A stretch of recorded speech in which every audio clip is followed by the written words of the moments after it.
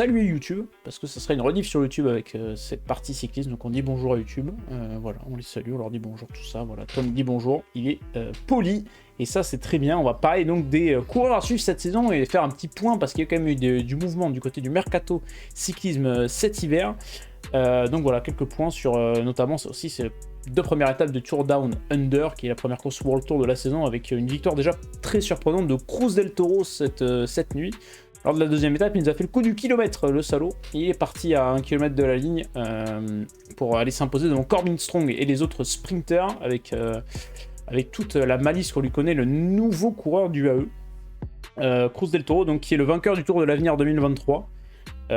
Qui est un petit crack du vélo, qui s'est vraiment révélé l'an passé sur les courses de jeunes, qui a été recruté du côté de la UAE Team Emirates, et qui est un coureur assez complet, qui est un très très bon puncher, très bon rouleur, très très bon grimpeur, et donc on le voit aussi qui est très malin, puisque même plutôt dans l'étape avant le final, il est allé choper les petites bonifs devant les sprinters. Il était encore une fois plein de malice pour aller rattraper ces bonifications, et donc pour lutter pour le classement général de cette première course de la saison.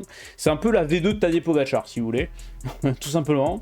C'est le Pogacar mise à jour, version mexicain. C'est Pogacar avec une moustache, puisqu'il y a eu beaucoup de mouvements, notamment celui qui a fait beaucoup parler, c'est Primoz Roglic, leader de la Jumbo-Visma, qui est parti du côté de Bora-Hansgrohe, puisque Roglic en avait un peu marre d'être le co-leader aux côtés de Jonas Vingegaard, avec en plus Sepp Kuss qui a remporté la Vuelta. Alors que c'était un peu la course pour Primoz Roglic, et ben, il a décidé de s'en aller chez l'écurie allemande, la Bora, qui monte en puissance. Et surtout du côté de la Bora, je pense que c'est une écurie dont on va beaucoup parler ces prochaines semaines, voire années, puisque la semaine dernière, Red Bull a communiqué comme quoi elle avait racheté 51% des parts de Bora, l'entreprise en elle-même, du coup ce qui fait que ça va impacter l'équipe cyclisme évidemment. Donc ça fait quelques années qu'on sent que Red Bull va venir dans le vélo, et ben là ça se confirme. On n'a pas eu encore de communication, donc on verra si ça va venir petit à petit du côté de la Bora-Hansgrohe.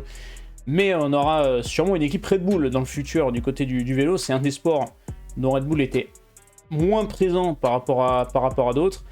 Ce qui veut dire aussi que ça a pressenti peut-être une potentielle arrivée de Wout van Aert, notamment soit l'an prochain, soit l'année d'après, puisque c'est une égérie Red Bull. Alors, Wout van Aert il est sponsorisé Red Bull, c'est le seul qui a un casque Red Bull dans le peloton. Primoz Roglic du côté de la Bora sera sur le Tour de France, tout comme Tadej Pogacar qui va doubler avec le Tour d'Italie, tout comme Jonas Vingegaard et tout comme Remco Evenepoel. Donc là on a le quatuor, les 4 fantastiques qui vont arriver sur le Tour pour s'envoyer terrible. Je pense que, à mon défaillance, je pense qu'on connaît déjà le top 4, à voir l'ordre. Autre dossier qu'on va suivre aussi, c'est Nairo Quintana qui a retrouvé une équipe, qui est passé un an sans contrat, sans équipe, puisqu'il avait été contrôlé positif au Tramadol sur le Tour de France 2022, exclu. Fin de contrat du côté d'Arkea, il a retrouvé un contrat chez la Movistar. Bon, bah ça fait toujours chier de retrouver des anciens positifs qui peuvent retrouver une place dans le peloton, parce que le cyclisme a connu des heures sombres. C'est con quand tu essaies de faire le ménage, que t'es ça met au propre, quoi. C'est ça. C'est chiant que t'aies les acteurs principaux qui se retrouvent encore dans le peloton ou parmi les équipes.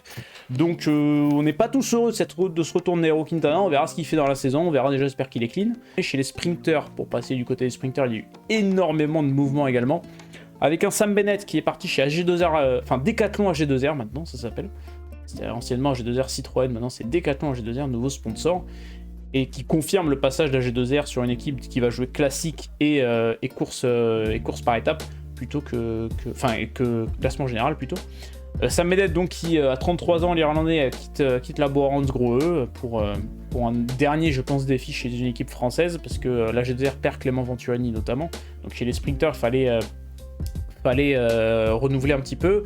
La Bora a pris Sam Welsford pour remplacer Sam Bennett. Sam Welsford qui s'est déjà illustré puisqu'il a remporté la première étape du Tour de l'Under.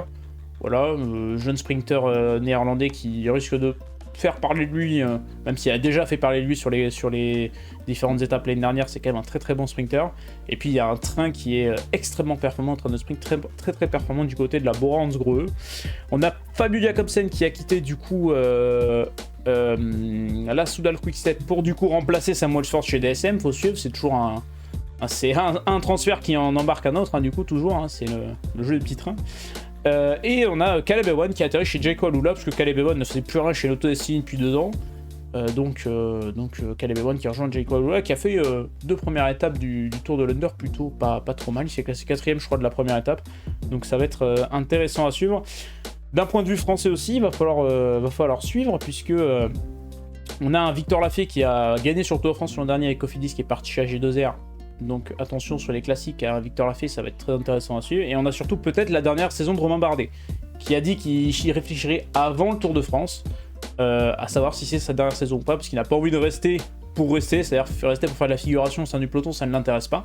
Il veut jouer les premiers rôles, donc on est potentiellement sur la dernière saison de Romain Bardet, qui a quand même porté le cyclisme français pendant quelques années, et notamment avec ses podiums sur le Tour de France. Il sera aux côtés de Warren Barguil qui l'a. Ah bah tu perds avec Thibaut Pinot c'est ça. Dernière. Tu perds et Pinot et Bardet, tu perds ceux qui ont un peu tenu la baraque dans le cyclisme français. C'est la dernière année de Alaphilippe chez Quick-Step. Alors est-ce qu'il sera renouvelé? J'ai pas l'impression que Patrick Lefevere soit pour, parce qu'il l'envoie sur le Giro et non sur le Tour. C'était une volonté aussi d'Alaphilippe d'aller sur le Tour d'Italie. On a parlé de Total Direct Energy qui a perdu Peter Sagan, qui aurait aimé récupérer Alaphilippe cette saison.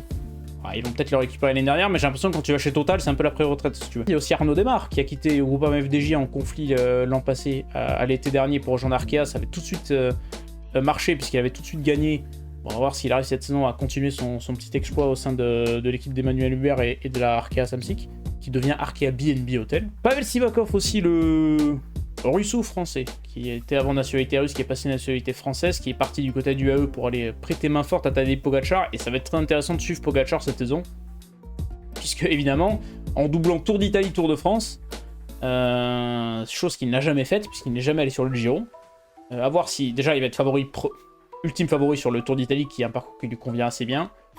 Maintenant, à voir s'il aura les cannes, et qu'il sera frais pour envoyer le coup de giclette sur le Tour de France pour aller chercher un troisième maillot jaune face à Jonas Vingegaard qui le bat depuis 2 ans, donc ça va être très intéressant à suivre. Et puis on a des petits jeunes aussi, on a Kian Uijtdebroeks qui a fait beaucoup parler de lui avec un transfert chez la Jumbo-Visma où en fait il est parti, mais la Bora a dit mais non en fait il reste, et en fait lui a dit non je reste pas, et puis du coup il y a une résiliation de contrat, il est pas parti en bonne condition. Il va être très attendu parce que lui aussi c'est un énorme crack, on l'a découvert notamment l'an passé sur la Vuelta, donc lui aussi il va être très très attendu dans certaines équipes Jumbo-Visma.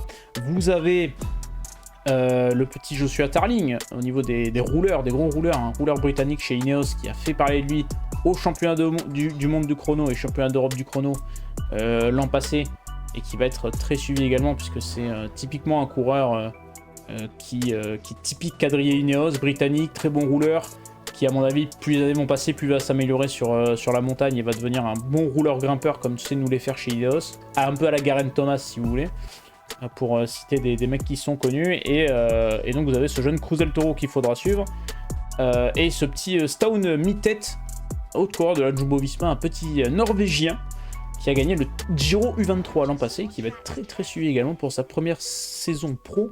Pas suivi ce que fait Van Aert, mais... Van Aert qui est actuellement avec Van Der Poel sur le cyclocross, puisque tous les hivers, eux ils s'arrêtent pas, ils vont au cyclocross, hein, ils s'envoient des mines terribles au cyclocross, et c'est très agréable à regarder. Van Aert est un peu moins en forme là sur cette saison de cyclocross, donc est-ce qu'il a gardé pour le reste, parce qu'on sait qu'il va être sur le Tour d'Italie et qu'il va jouer le général sur le Tour d'Italie, et ça va être la première fois que Wout van Aert va jouer un général sur un grand tour, donc ça va être très intéressant à suivre aussi. Et Van Der Poel lui est très très en forme au niveau cyclocross, donc est-ce qu'il va pas se cramer trop tôt pour les classiques, donc ça va être à suivre aussi, sachant qu'il y a les JO en plus.